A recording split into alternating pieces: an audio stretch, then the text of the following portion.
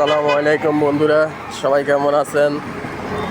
এই যে 12 তারিখে নির্বাচন, তো আপনারা ভোট কেন্দ্রে যাবেন, ভোট দেবেন। আমিও যাব, ইনশাল্লাহ ভোট দেব। তো কেউ কারো কাছ থেকে কোনো টাকা পয়সা নেবেন না ভোটের জন্য। কেউ এক কাপ চা খাওয়াইতে বললে খাবেন না, কেননা আপনার ভোট দেওয়াটা ফরজ। এটাকে আপনি কিছুতেই বিক্রি করবেন না। আমি আমার বুকে হাত দিয়ে বলতে পারি, আমি আজ পর্যন্ত এক কাপ চা কারো কাছ থেকে খাইনি কোনো ভোট উপলক্ষে।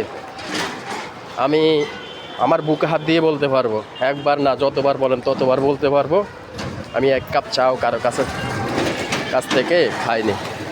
সো আপনিও এই যে 500 টাকা, 1000 টাকা, 2000 টাকা দেবে একটা ভোট বিক্রি করবেন, লাভ কি হবে?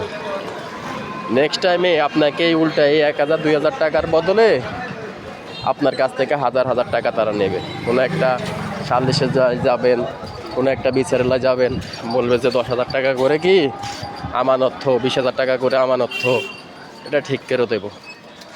তো আসলে আমি বলতে চাই, আপনারা নিরপেক্ষভাবে ভোট দিবেন, যাকে ভালো লাগে তাকে। কারো কাছ থেকে 1 টাকাও খাবেন না। আর আপনার ভোট আপনি দেবেন, যাকে ভালো লাগে তাকে দেবেন। সবাই ভালো থাকবেন। আসসালামু আলাইকুম।